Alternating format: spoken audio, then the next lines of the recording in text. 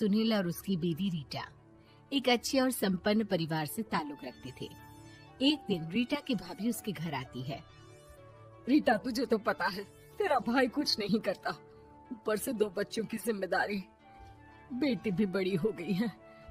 तू तो बुआ है, कुछ मदद कर सकती है तो कर देना।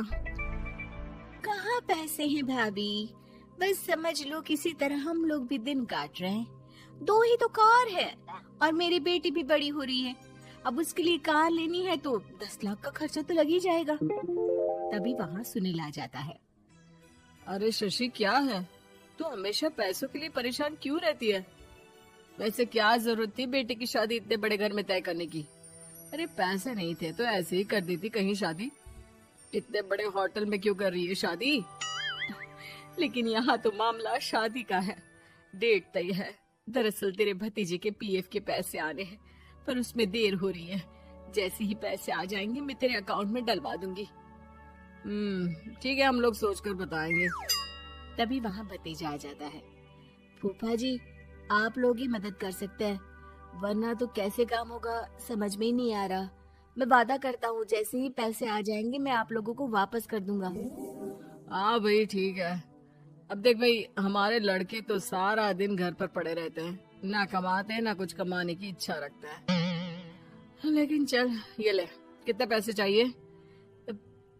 जी 4 लाख रुपए। ठीक है, लेकिन पैसे ध्यान से वक्त पर वापस लौटा देना।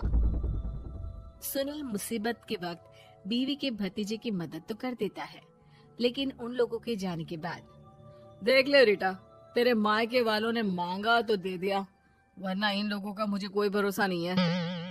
अरे क्यों भरोसा नहीं है? इससे पहले तो कभी इन लोगों ने आपसे मदद भी नहीं ली। हाँ ली तो नहीं, लेकिन पैसे की किल्लत ही रहती है ना इन लोगों के पास।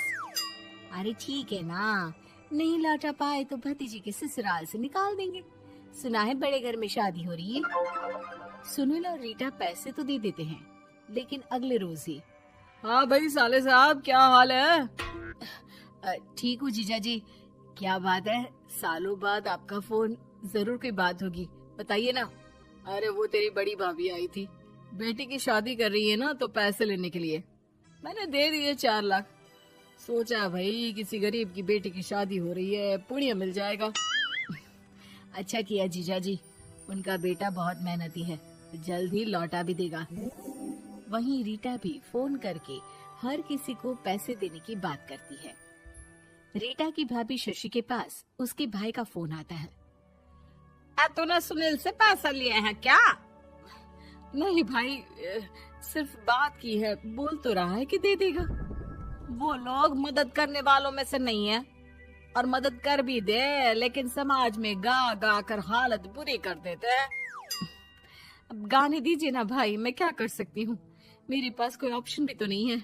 बेटी की अगले हफ्ते शादी जो है। शशि की बेटी की शादी हो जाती है, लेकिन शादी के 1 महीने बाद ही सुनील का फोन भतीजे के पास आता है।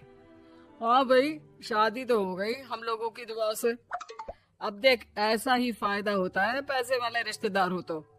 तेरे वक्त पर हम कैसे खड़े हो गए थे, लेकिन अब पैसा लौटा दे भाई। जी मैंने पीएफ के लिए अप्लाई कर दिया था, उसकी नोटिफिकेशंस मैं आपको भी भेज देता हूँ। मुझे लगता है 10 दिन में पैसे आ जाना चाहिए। जैसे ही पैसा आएगा मैं आपके अकाउंट में डाल दूंगा। और ना जी ना, कोई नोटिफिकेशन नहीं चाहिए, पैसा चाहिए पैसा। ठीक है अंकल, बस 10 दिन का समय दे दीजिए।